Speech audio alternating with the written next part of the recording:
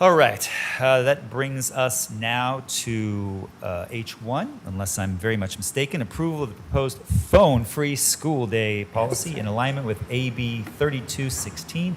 Dr. Bagula, please introduce the item. Yes, so trustees, thank you, President Pedersen. I'm excited to bring for your approval the phone-free school days policies in support of student mental health and responsible use of technology.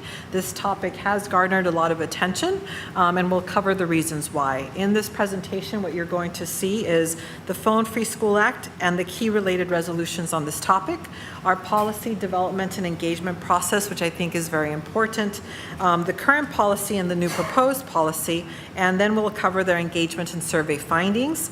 This is when I'll invite Trustee Cruz, that's in the audience, to speak when we get to that portion, and also our next steps in implementing this policy.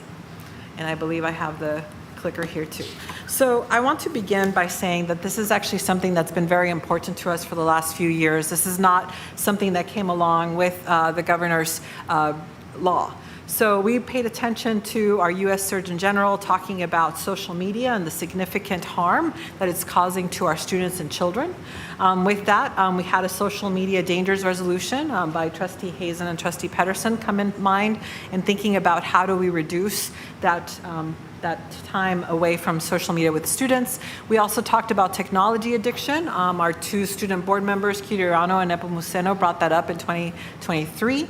And then also this Phone Free School Act of 2024, which requires school districts to adopt a policy to limit or prohibit the use of phones by July of 2026 and engaging in district partners in policy development. So there's been a lot of things happening here, really thinking and paying attention to the technology use in our schools. So we do think it's important. We want to make sure it's continued, that we press on it. But I also want to talk about our values. And so I know that last time we talked about the superintendent's evaluation, I talked about a value system about democracy and civic leadership and innovation and healthy organizational culture. And so we really wanted to take a look at how do we develop this cell phone policy with these values in mind. And so what that meant was that we were going to engage with students, right? Students are the actual users of the cell phone. They're the ones that are going to potentially receive the changes in the rules. And so what do they think? How do they opine? How do they make sense of this, and how do they understand this as a tool? We also think about, this is the part that I'm going to say this as a parent. Parents are the ones that are buying the cell phones. And so how do we do this in partnership, right? If a parent purchases a cell phone, how are we, I don't want to become the bad guy at a school site to then enforce some rules with a tool that a parent provided. So how do we make sure that we do this in conjunction? So it's very important for myself to really talk to Parent-Teacher Association. I met with the PTA a couple of times. The PTA leaders of our school districts then went out to their schools and led the same conversations with other surveys. And so really thinking about parent. And then lastly, of course, is our staff. Our staff are the ones that see the cell phones in the classrooms, that have to uphold.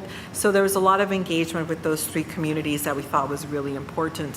One of the things that also started to come up is how are other districts going about this? So I know I want to thank LA Unified for kind of giving us some of their ideas, but also thinking about, and I'm going to be critical of this, and I think my phone, your phone kind of listens to you and then gives you algorithms. I know that there was a lot of are you going to buy pouches where children put their phone into pouches and it locks up?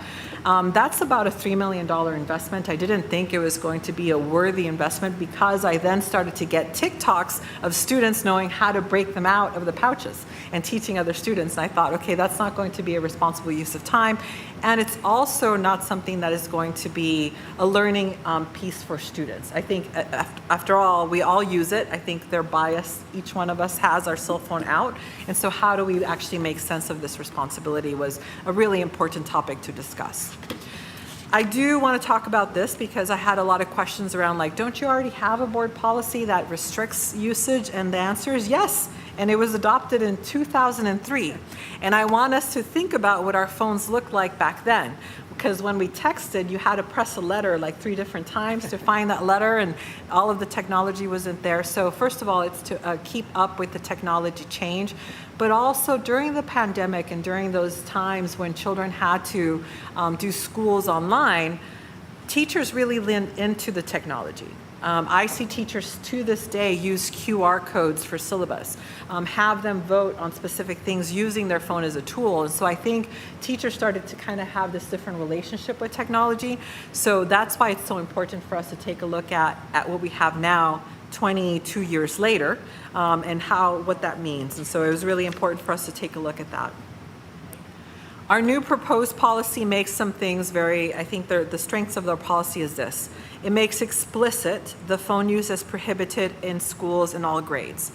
So here's where it gets a little bit nuanced. High school students may use phones during lunch or passing periods, but all students may use their phones before and after school or on bus, so as long as the phone use is not interfering with bus operations. There was a lot of discussions with students about middle school and high school and what that means, and why can high school students use it during passing periods and not middle school students. And what the students said to me is, they said, "Ma'am," and they did call me ma'am, which I didn't like, but I get it. We have internships, we have sports, we have jobs, we're responsible for our siblings. Sometimes we have to pick them up. We're applying for colleges, we're waiting for these decisions for AP scores.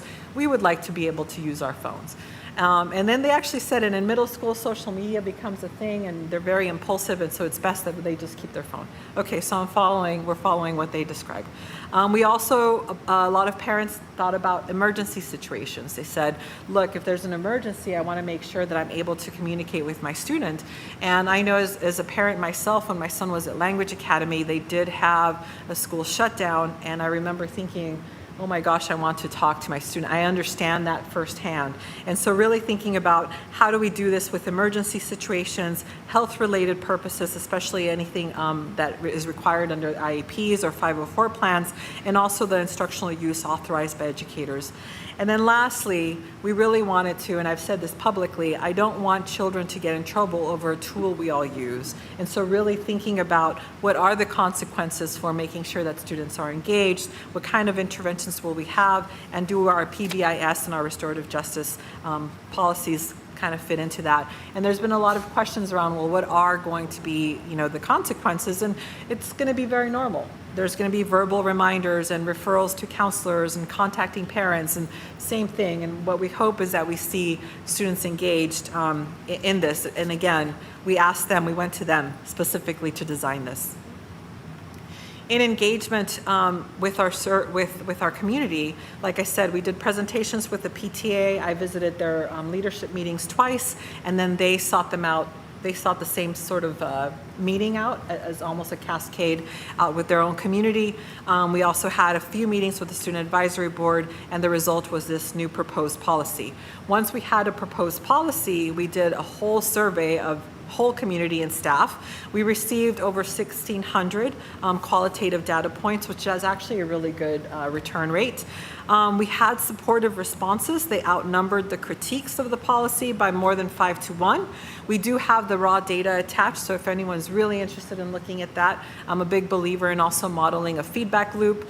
I don't like being surveyed and then no one tells me the data or what they're going to use that data for, so we're trying to model that. Here's all the data, the rawness, here's the themes, and here's what we're going to do about it. The key survey themes, there was a strong support for clear and consistent enforcement. There was appreciation for family resources with request to more, and I'm going to pause there. This was actually an idea from the students. The students said, can we offer articles to our parents or to our families about how social media actually damages our social development, how phone use hurts our brain development. Can we have some questions where we might have a dinner table conversation about what this might mean? And can we make sure that we give them to 5th grade families so that they know coming into middle school the rules? So they came up with these, and they actually even came up and Googled some scholarly research for us. So that was a great push from the students. There was appreciation for the family resources. There was interest in the consistency across schools. And so let me state this too. Because we had a prior policy, we looked at every middle school and they were all different. So Student Advisory Board looked at all of the middle school ones and said, ma'am, why don't we have a unified policy? And I said, yes, we should have a unified policy. So that again came from them. Yes, I know the ma'am thing was okay, I appreciate it. And then we also got many thank yous and great job affirmations, requests to implement the policy urgently, how can we do this quicker than the July 1st date of 2026 that the governor specified, and then also calls to include elementary grades in prohibition, hence that the aspect of it. But I do want to invite Trustee Cruz to come up here with anything he might want to share, but I want to share a couple of things that came out from the Student Advisory Board. One of them was, they said, so we haven't pulled our cell phone out in this engaged conversation because you're listening to us. This topic is very relevant, and so if our class time was like this, then there would be no need to access our phone, which I thought was very poignant feedback for us as educators. And then the second one is when we started looking at the actual law that came from the state of California, our students immediately found the loopholes, by the way. They said, why are we doing anything differently if it says here that a teacher or administrator can allow you to use your phone? So if they can, then the variation is going to again increase. And I was like, noted, thank you for finding the loophole in the law. But we also have to do something that makes sure that children are engaged in their lessons, and you're also telling me that it impacts our brain and it impacts our development. So it behooves us to be responsible and not have this. But Trustee Cruz, I just invite you, I know you were there at every single meeting, and I thank you for your leadership. So anything you might share with us. Good evening, Superintendent Bagula, President Peterson, Vice President Barrera, distinguished board members. I'm Joseph Cruz, former student board member. Good to see you guys again. Unfortunately, my former colleague Quinn could not make it, so I'll cover his portion. When we spoke to the Student Advisory Board, nearly every student shared that their school had a different phone policy. Some enforced complete bans while others were less strict. This inconsistency kind of created confusion, unequal enforcement, and it made understanding the expectations across the district unclear. And so establishing a clear district-wide cell phone policy would ensure fairness, help build better habits around phone use, and allow students and staff to focus more consistently on learning no matter what school they're at. Furthermore, we wanted to speak on the phone policy difference between high school and every grade before that. Speaking as a former high school student, our level of responsibility was certainly much higher than that back in middle school. We might have to manage jobs, family obligations like picking up our siblings, and other things like that. With that being said, our phones being less prohibited during certain portions of the school day is an acknowledgement of that higher level of trust and responsibility. Overall, this slide is a reflection of our district's commitment to having clear communication with our community and students. Not only that, but engaging with them and using their feedback to help shape and guide our policy decisions, and it's just so important. So thank you for letting me come back, and have a good rest of your night. Thank you so much, I appreciate it. Thank you. Good to see you. And now, because we want to make sure that this does get implemented in a uniform way, I want to express appreciation to our communications department, who is creating a whole toolkit for every school site. So every school will receive an update fax for parents. We're going to update that. We're going to have a clear website, a website page with consistent information and family-friendly articles. We have developed a principal toolkit with a draft principal message to families, enforcement guidelines, FAQs. We also created student-friendly posters, which we will be giving to every school.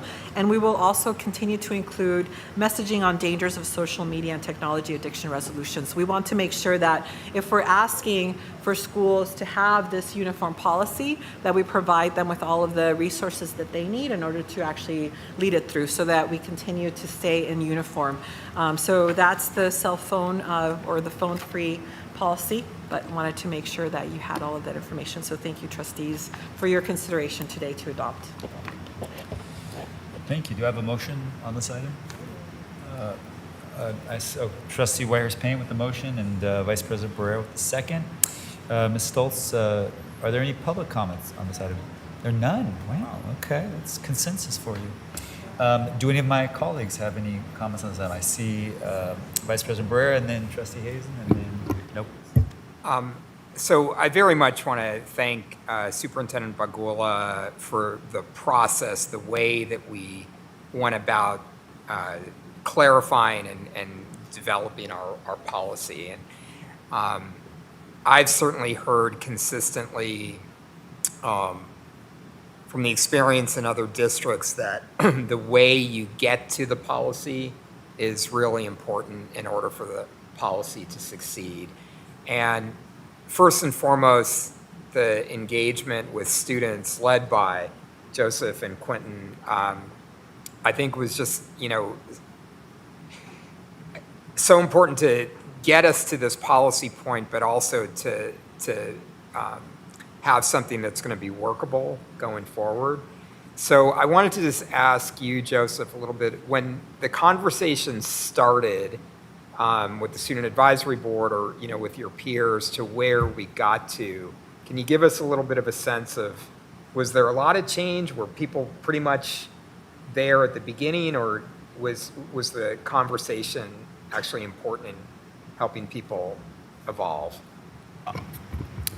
Yeah, like Dr. Bagula said, literally first meeting, we found that loophole, right?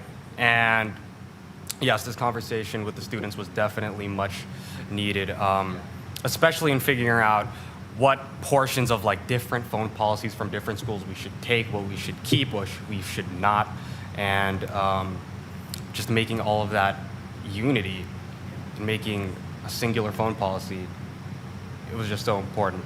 So yes, students were a very crucial part, and I'm sure, Dr. Bagula, you would agree, they played a huge role. I just remember, I want to say the student name is Samuel, that we know, he was very adamant of like, this is a tool, why are you taking it away from me? And so please know that it was a very lively discussion, which I really appreciated.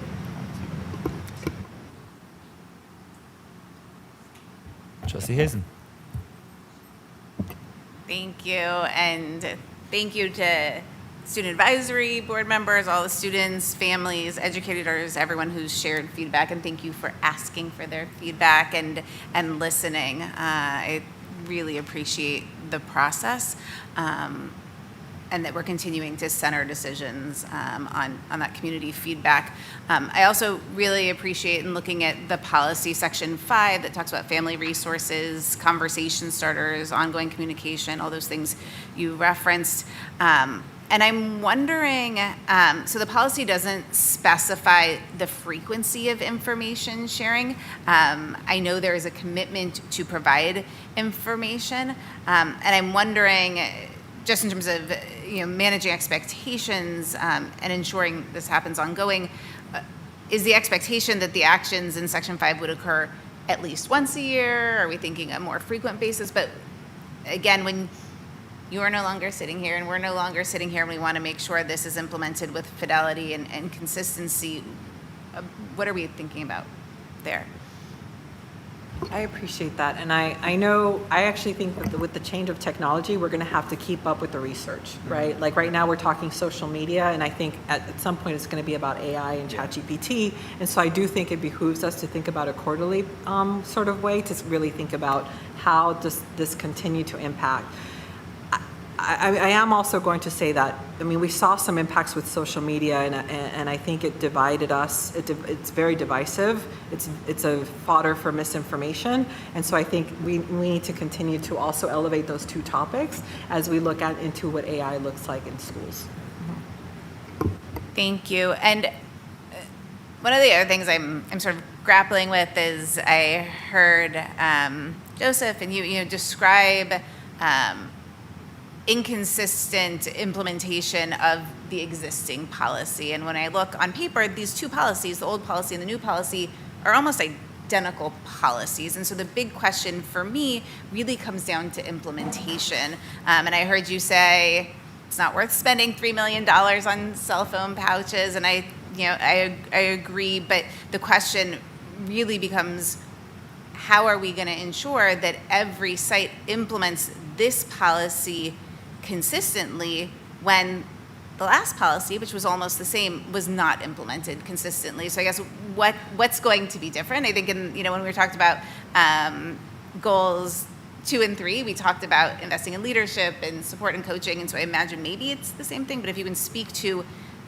the work we need to do on implementation and how we'll be effective. And that's why it was actually really important to develop that toolkit as well. And this has taken, when you make change the way that we did with grassroots efforts, it's been an ongoing conversation with almost all of the sites, right? And so I know that they're aware, they've been surveyed, and so the awareness is one.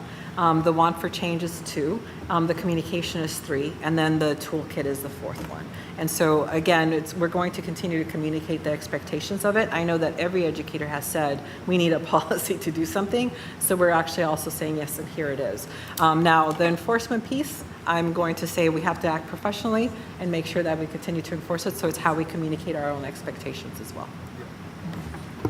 Fabi, I think we have some video of the resources, the toolkit. Oh, okay, here we come.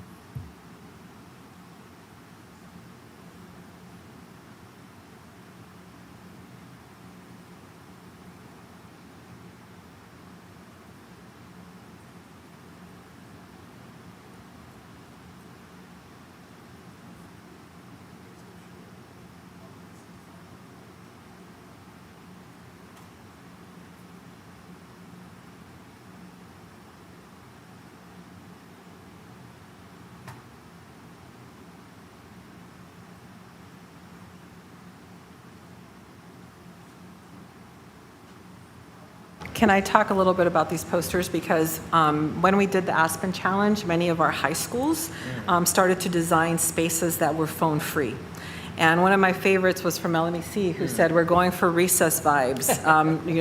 Go back to elementary school, play games, make friends. And then they actually sought out data and started saying, like, people made friends, like two new friends a week, just from putting their cell phone down and not staring at a screen, but actually talking and playing games. And so I know I'm going to continue to not only empower, but also promote these notions of phone-free zones and design by students about, like, how do we want to have that vibe and make sure that we're connecting as people and with humanity. But I thought it was really beautiful that high school students themselves said, we need spaces where we can just be ourselves and make friends without our technology. So it is a desire from them too. I guess so that sort of tees up my last question really well, which is I worry about about providing this additional access to high school students and not to middle school students, specifically for the reasons that the LMEC students pointed out, right, with this no phone zone initiative. If we want students to be well, and we know screen time and use of social media and not having face-to-face interactions interrupts wellness and connection, I'm stuck with what is the difference, between 14 to 18-year-olds as we think about their brain development and what they need to be well, and our students in middle school, 11 to 13-year-olds, and I think particularly for younger high school students. I agree, as Joseph describes, high school students being more responsible. I think certainly by the end of high school, and we know, brains are more fully developed, but our younger high school students may not be ready for that. And so I'm wondering if you can speak to, to give me some confidence about why we think high school students should be able to use phones during lunch and during passing periods, but middle school students shouldn't, and how this aligns with our wellness goal. I'm going to actually quote some of the students that I spoke to, and they talked about impulsivity. They actually said in middle school there was a lot of impulse to immediately post something or take a video and picture and post it, and it's a change of maturity.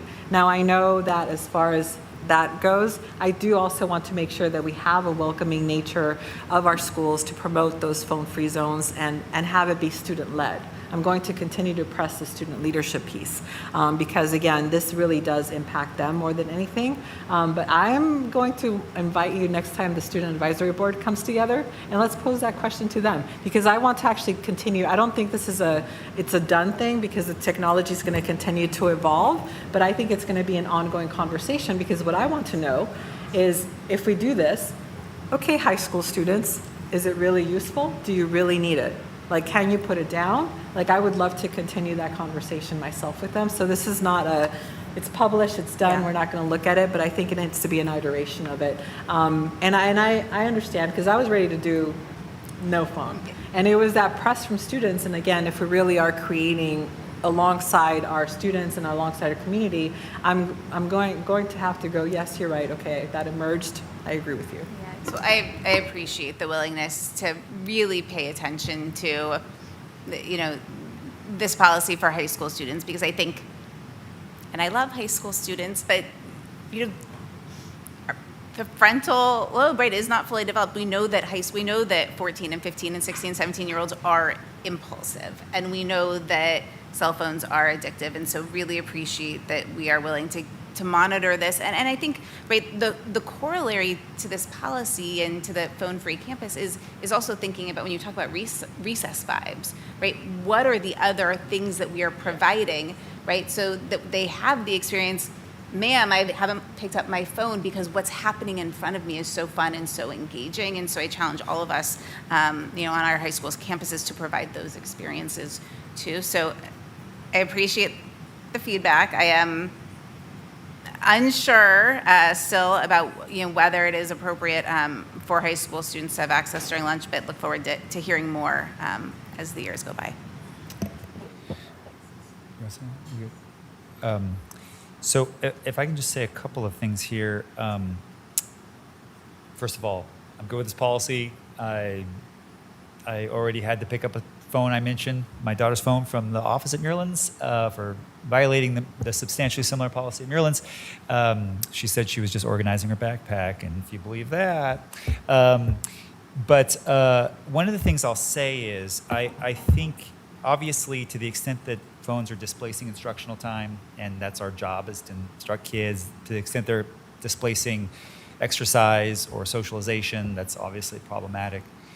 But one thing I don't want to get lost in the conversation is using these phones is the future. It's a huge part of the future as well. And I go back to my own childhood when my parents and everyone else said, stop playing computer games and stop playing role-playing games, computer games. And I eventually gave up computer games. And my friends who did not give up computer games went on to make twice as much money as I do designing, developing computer games. So, there's a way in which as we clarify where and when students can use it, I would really encourage us to think not just in terms of prohibition, but how do we integrate these phones into our instruction and frankly into our socialization. I know a lot of people who, yes, is it preferable to have a coffee with a friend? Sure, okay, but who have very vibrant social lives in part because of these phones, who otherwise would be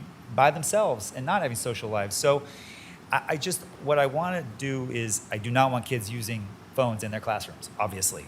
But I want us to start thinking about that future in which my son, they don't have cell plans, but I got a cell phone so they could start using it, and they use it on the Wi-Fi at home. My son is doing insane stuff with AI and that I can't do, that I don't understand. He's 9 years old and he's navigating where to download it. They're popping up for approval because I haven't. Wow, he is teaching himself how to do all this stuff and learning amazing things about the world. My daughter, I don't necessarily love her being on YouTube and the nonsense she's watching on YouTube, but she's making YouTube clips and they're laughing in the room with her friends and they're learning how to cut it and put backgrounds on and do sparkle and do their stuff. So as we move forward with this, I think I'm supportive of this policy, but I also want us to lean into how we think deeply about the role that these phones and social media are going to play in these kids' lives, and how we actually help to give them the tools and the preparation to do amazing things with these tools. So that's all. I just want to. Yeah.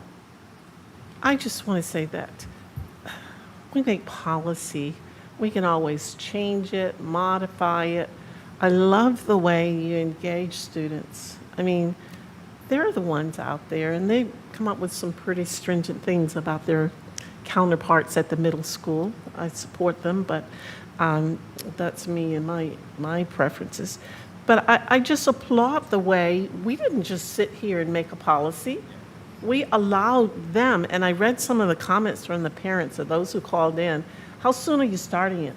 I mean, it's like folks understand that we have to do something, and they need to start. Even when you go out to a restaurant, you just see people sitting there on their cell phones, and I'm going, what happened to conversation with going out to eat a meal? Just hi, how are you doing?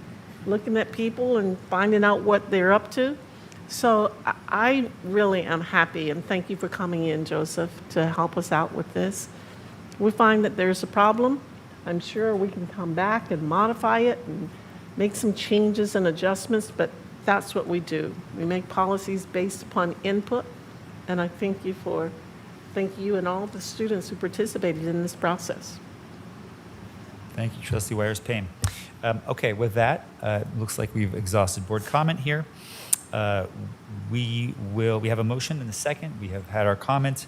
Is there one last check on the public? Nobody's still there? Okay, great. With that, we will move, thank you, immediate past Trustee Cruz. We will move to a vote. Trustees, please vote. That motion passes unanimously, with our former trustee concurring, it seems like. All right. We're rounding the final turns here. We will now consider items H2 through H6, 2025-26 charter school operations agreements, request for allowance of attendance during emergency conditions, an easement to SDG&E, and resolutions authorizing issuance and sale of tax and revenue anticipation notes, establishment of an accounting policy, and signing and filing of state allocation board administered documents. Very exciting stuff here. So do I have a motion on these items? Vice President Barrera with the motion. Second from Trustee Whitehurst-Payne. We have a motion and a second. Ms. Stoltz, are there any comments on these items from the public? Okay.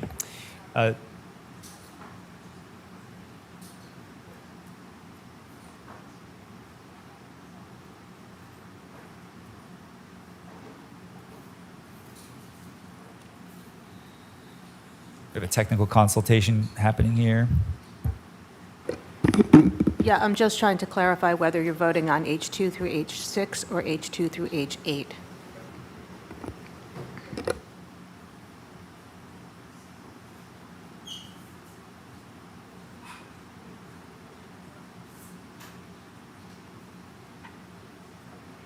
Okay, through H8. Okay, no problem. I was supposed to review these, and I did, and I didn't identify it, so it's both of our faults. Thank you, General Counsel. This is through H2 through H8. Let the record reflect.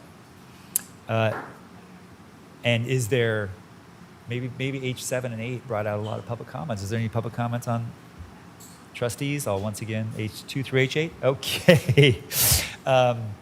With that, we will move to a vote. Trustees, please vote on H2 through H8. That motion passes unanimously.